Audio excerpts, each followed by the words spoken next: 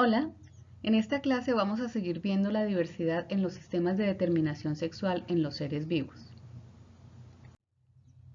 Iniciemos con los insectos. Usualmente uno piensa en insectos y se imagina que lo que se conoce para Drosophila es extensido a todo el grupo.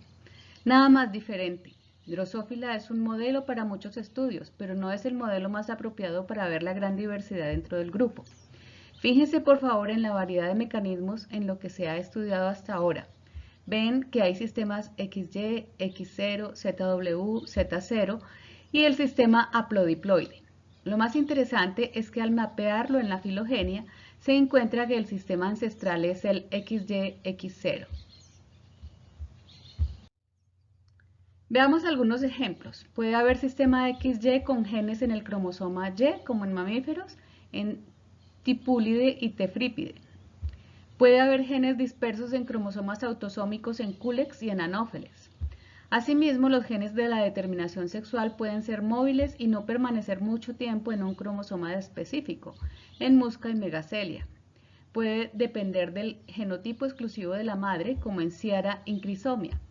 Puede haber un sistema haploide-diploide en himenópteros, ahora lo detallaremos. Finalmente puede haber determinación sexual puramente ambiental, como en Pseudocteon.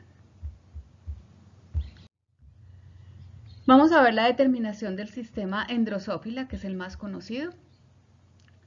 Aunque en muchos insectos también hay un sistema basado en el sistema XXXY de determinación sexual, los mecanismos son bien diferentes. El caso extensivamente estudiado es el de las especies de Drosophila. En este grupo existen cromosomas sexuales X y Y. Sin embargo, en el cromosoma Y no se encuentra el factor determinante masculino. Su función no tiene que ver con la determinación sexual, pero sí tiene genes que permiten asegurar la fertilidad de los machos, de manera que solo se activan en la madurez sexual.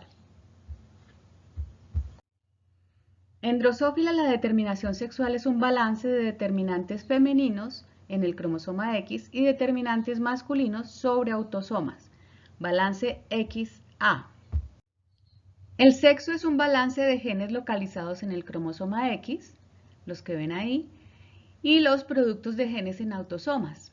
Entonces podemos ver la proporción de la presencia de genes en el cromosoma X y los productos de genes masculinizadores en los autosomas o proporción XA, lo que determinará si se es un macho o si es una hembra. Si el valor está en 1 o por encima de 1, tendremos hembras funcionales. Si es por debajo de 1, tendremos machos. Entonces, aunque también hay un sistema XXXY de determinación sexual, el hecho de que en Drosophila estén involucrados productos genéticos en autosomas hace que los sistemas difieran con respecto a mamíferos. Veamos que si tenemos un XXY en mamíferos, por tener la Y, es decir, el gen SRY, tendríamos un macho. Pero en Drosophila lo que tendríamos es una hembra porque tiene dos cromosomas X, ya que Y no tiene los determinantes masculinos. Si tengo un individuo X0 en mamífero sería hembra porque no tengo SRY. En Drosophila sería macho porque dependerá desde los productos de la cantidad de los autosomas expresando genes de la determinación masculina. Miren por favor en la tabla de abajo las posibilidades que tengo cuando comparo la proporción de X y A.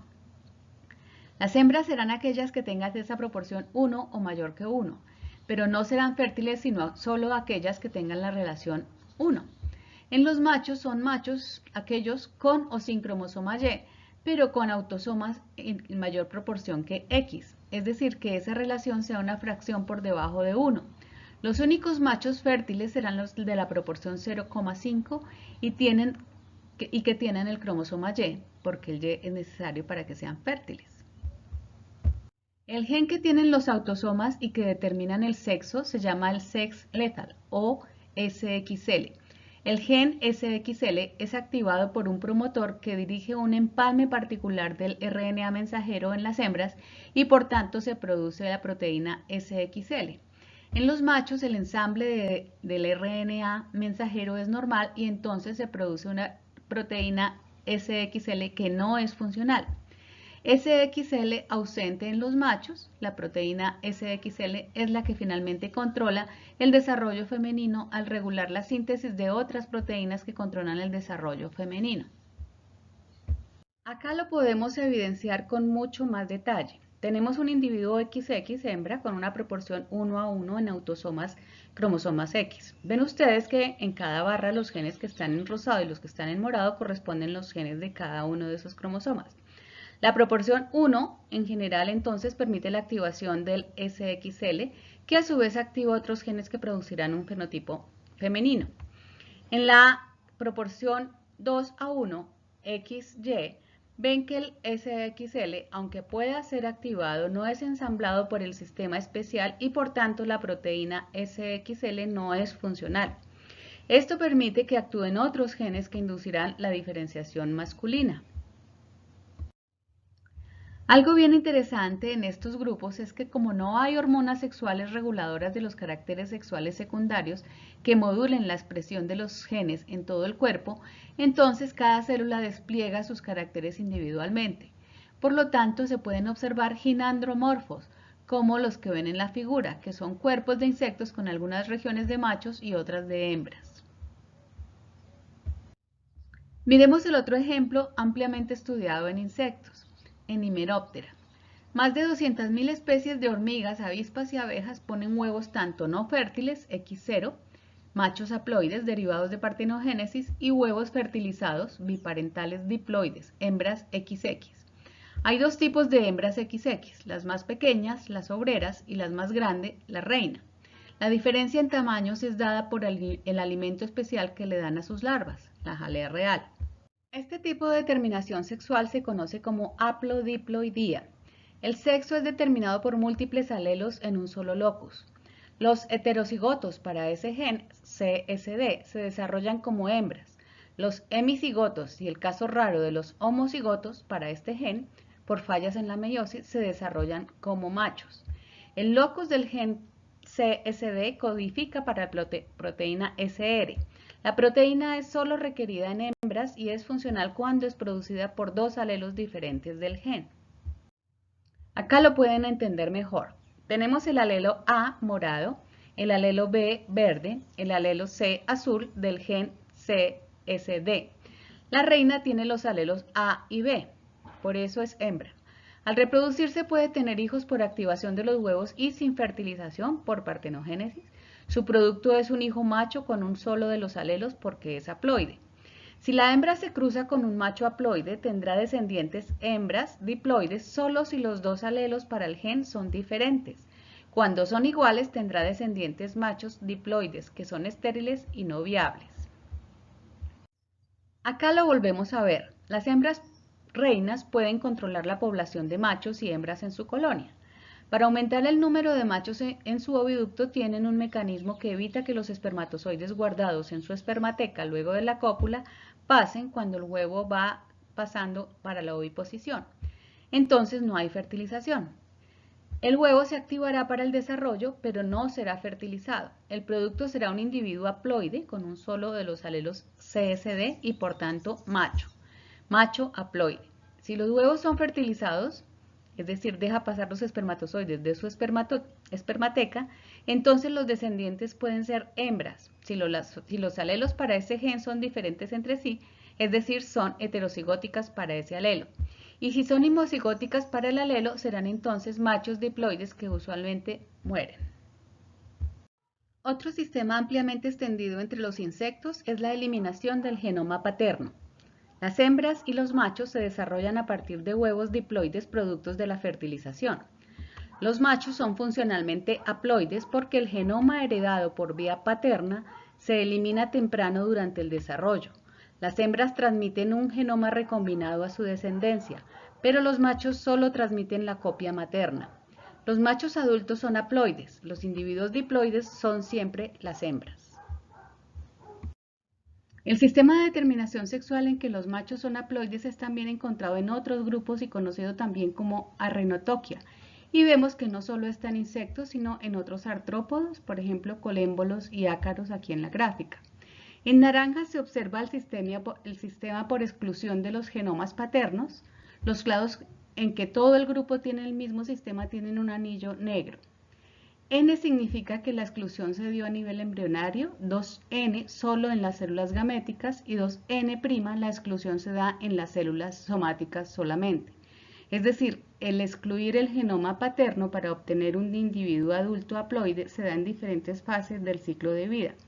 Embrionaria, en el desarrollo solo sobre las células gaméticas o en el desarrollo solo en las células somáticas. Podemos resumir acá lo que se conoce en insectos y aliados. Tenemos sistemas heterogaméticos XY y ZW. Dentro del sistema XY hay variantes como las de Drosophila, en donde los autosomas tienen un papel fundamental. Tenemos también la haplodiploidía de los himenópteros y la arrenotoquia por la eliminación del genoma paterno, con el resultado de que los machos son los organismos haploides. Otro modelo ampliamente estudiado en la biología del desarrollo es el gusano nemátodo Cenorhabditis elegans. En esta especie no hay machos y hembras. Las dos opciones sexuales son machos con un solo X y los hermafroditas que son XX. Los hermafroditas XX producen cerca de 300 espermatozoides para autofertilización si no hay machos disponibles en el ambiente. Este es un ejemplo de un organismo que usa un solo gen, Sol lethal, que determina una cascada de eventos genéticos para determinar el sexo. El sexo es determinado por la proporción X autosomas y no hay un cromosoma Y que determine el sexo masculino. La proporción X autosomas se determina por la presencia de dos proteínas que suprimen o controlan la producción de la proteína Sol1, Sol lethal, que es la que determina si se forman machos o hermafroditas. Veámoslo acá con detalle. Si el Sol lethal está activo, pero no el SDC2 y un solo cromosoma X, producirá un macho. Los hermafroditas se producen cuando el Sol lethal está suprimido y se activa el gen SDC2. Este activa a su vez dos cromosomas XX y se tendrá entonces un hermafrodita. Las proteínas se unen al cromosoma X o no, dependiendo de la activación o no de estos dos genes. La determinación sexual en las plantas es algo más complejo porque no es común encontrar plantas dioicas. Miremos, en las plantas no vasculares el control sobre el sexo lo da el gametofito y no hay heterosporas. Esto es, no hay micro y macroesporas que puedan distinguirse en un sexo. El sexo acá está asociado con cromosomas sexuales. En las plantas vasculares sin semillas como en licófitas y antoceros podemos encontrar que tanto el gametofito como el esporófito tienen control sobre el sexo de la planta. Los gametofitos producirán heterosporas o gametos diferenciables morfológicamente, mientras que el esporófito no. No se han visto cromosomas sexuales en estas plantas. En las plantas con semillas es el esporófito el que tiene el control sobre el sexo y se producen entonces gametos diferenciables. El control del sexo es cromosómico en general, pero no para todas. De las aproximadamente 120.000 especies de plantas con flores, el 72% son hermafroditas y en la flor tienen los dos sexos, esto es, tienen flores perfectas. 10% son dioicas, es decir, tenemos plantas macho y plantas hembras, o monoicas pero con flores femeninas y masculinas diferentes en la misma planta. Hacen parte de las hermafroditas entonces. El 7% de estas hermafroditas pueden ser ginodioicas, cuando tienen plantas con flores perfectas, y al tiempo plantas femeninas o andromonoecias, si hay plantas masculinas y plantas hermafroditas con flores perfectas. 10% pueden tener tanto flores unisexuales como flores bisexuales. Así es más fácil ver el sexo de una planta por el tipo de flores que produce, siendo la mayoría hermafroditas. Los diferentes tipos de sexualidad se encuentran en plantas monocotiledóneas como en dicotiledóneas. Las plantas dioicas se encuentran en ecosistemas tropicales principalmente. Hay un estado de flor bisexual con la potencialidad de desarrollarse en una flor perfecta, es decir, que tenga androceo y gineceo. Sin embargo, si se aborta alguno de los dos primordios sexuales, el gineceo o el androceo, se conformarán flores unisexuales y plantas unisexuales o dioicas. La reducción de uno de los primordios sexuales se controla por genes que están en cromosomas sexuales heteromórficos o no. Las plantas monoicas o hermafroditas que tienen ambos sexos pero en flores separadas, La determinación sexual se da por la activación particular de genes en cada flor que suprimen el sexo contrario en la flor. En este árbol podemos ver la variedad de sistemas en las plantas. Hay unas plantas que son dioicas, ahora veremos cómo es su determinación sexual. Hay plantas que tienen determinación sexual cromosómica con cromosomas heteromórficos y sin cromosomas sexuales evidentes. El estado conocido más ancestral es tener cromosomas sexuales. Sin embargo, en plantas superiores es mucho más variable de lo que parece. Se han visto principalmente tres tipos de determinación sexual: ambiental, genética y cromosómica.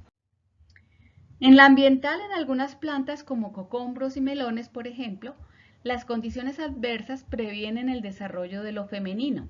Las flores con órganos femeninos solo se desarrollarán si las condiciones son óptimas. Algunos factores importantes son la temperatura, el fotoperiodo y algunos iones de los nutrientes del suelo. También las citoquininas inducen el desarrollo de flores femeninas, mientras que las gibberelinas, las masculinas, por vías metabólicas diferentes. En algunas plantas no se diferencian morfológicamente los cromosomas sexuales, pero se sabe de la existencia de los genes que suprimen el desarrollo del primordio gonadal del sexo contrario. Estos genes para producir órganos masculinos están en un cromosoma proto-Y y para producir órganos femeninos en un cromosoma proto-X, como por ejemplo en los espárragos y las espinacas. De la misma manera ocurre para los sistemas ZW. Cuando se forman cromosomas heteromórficos podemos distinguir el sistema típico XY, pero también sistemas en donde hay dos cromosomas Y o en donde hay dos X y dos Y. Veamos con ejemplos. En plantas angiospermas los cromosomas sexuales heteromórficos pocos se encuentran en la naturaleza. Se encuentran en los géneros Rumex, Cannabis, Humulus y Silene, que es en donde se han estudiado. En Silene el sistema es típico XXXY. Hay un gen activo en el cromosoma Y para la determinación del sexo. El X es esencial para el desarrollo floral de machos y hembras. La aplicación de la hormona gibberelina, auxinas y citoquininas no producen cambios en la expresión sexual.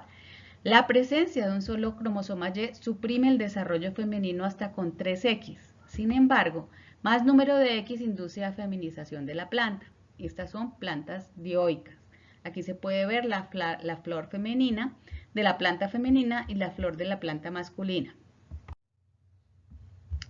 Tres regiones Y son funcionales en la determinación sexual. Suprimen la formación del gineceo e inducen la formación del androceo y caracteres sexuales secundarios.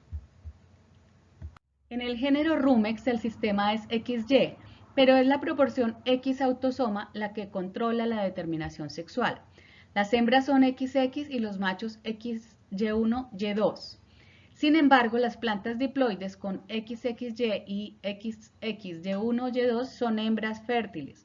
Los cromosomas Y se replican tardíamente y son heterocromáticos. Ellos solo sirven para asegurar la fertilidad del polen, pero no se requieren para el desarrollo del estamen. Ambos Y1 y Y2 se requieren para el desarrollo normal de los microesporas durante la meiosis. Los cromosomas Y no inhiben el desarrollo del gineceo. El sistema de estas plantas es muy similar al de Drosophila. Los genes de la determinación sexual masculina están en los autosomas y es su proporción frente al cromosoma X el que define si la planta será hembra o macho. Cuando vemos los eucariontas inferiores pensamos en los hongos en primer lugar. Y ahí encontramos que los organismos de reproducción sexual incluyen varios grupos importantes. Acá los hongos avanzados y los oomicota, y en donde están las levaduras que son unicelulares. La identidad sexual en eucariontes unicelulares, por ejemplo en Saccharomyces cerevisiae, es establecida por el sistema de apareamiento donador o receptor de información genética. Este carácter es gobernado por el locus del tipo de apareamiento MAT, alelos MAT-A y MAT-alfa. Las células con MAT-A son células A y las células MAT-alfa son células alfa. El apareamiento entre células A y alfa produce una célula diploide que puede hacer meiosis. Los alelos del locus MAT gobiernan la expresión de los genes de determinación sexual en otros cromosomas. Acá podemos ver el ciclo de vida y de la conjugación sexual en las levaduras. Las levaduras pueden ser haploides o diploides según el estado de su ciclo y según las condiciones ambientales que lo inducen. Las células A y las células alfa son haploides y se reproducen permanentemente por gemación en su estado estable, en condiciones óptimas en el medio. Cuando las condiciones se hacen desfavorables ocurre la conjugación, es decir, el sexo. Las células A y alfa se fusionan formando un cigoto con un núcleo diploide A alfa, que también puede sufrir gemación. La reproducción viene después del sexo o conjugación. En condiciones ambientales desfavorables para las células diploides A alfa, se da la meiosis que produce 4 esporas haploides, 2 de ellas serán de tipo A y 2 de ellas serán de tipo alfa.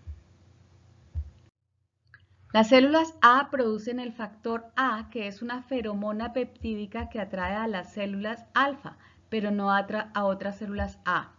Asimismo, el MAT-alfa produce una feromona peptídica para atraer a la célula A. La respuesta a la atracción química de la otra célula es la formación de una protuberancia celular hacia la fuente de la feromona. Hay fusión de membranas y finalmente la unión de las células haploides A y alfa para producir un cigote diploide. Las células A transcriben los genes que producirán el factor A y un receptor de la membrana para las células alfa. Al unirse el receptor y el factor alfa se desencadenan señales intracelulares para la fusión celular. Las células reprimen la expresión de los genes para la síntesis del factor alfa y el receptor de membrana A. En las células alfa ocurre exactamente lo contrario. Cuando se estudian otros hongos, se encuentra que en general hay una región del genoma especializada para la identidad sexual que se llama Mating Type Locus. Por lo tanto, el tipo de determinación sexual es genético. En las algas ocurre la conjugación. En estas algas filamentosas, 2 filamentos se alinean, sus paredes adyacentes se disuelven, se forma un tubo de conjugación entre las dos. La fertilización ocurre cuando un gameto A+, núcleo A+, se mueve por el tubo y se fusiona con el gameto menos, núcleo de la célula que lo recibe. El cigoto forma una espora esporangio que se separa luego del filamento parental y forma un nuevo filamento. Ahí está la reproducción después del sexo.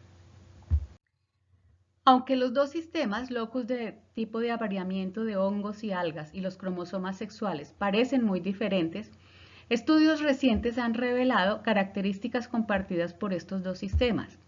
En diferentes especies de algas y hongos multicelulares se ha visto un proceso convergente de cambios sobre estos genes. Primero, los genes de determinación sexual existen en grupos de genes funcionalmente relacionados, eso se llama captura secuencial de genes. Los genes se agrupan con los genes MAT y forman largas cadenas contiguas de genes ligados que especifican el tipo de apareamiento, incluyendo los genes de producción y respuesta de feromonas. Subsecuentes inversiones y rearreglos resultan en la supresión de la recombinación que bloquea el apareamiento meiótico. Por lo tanto, estamos formando cromosomas sexuales.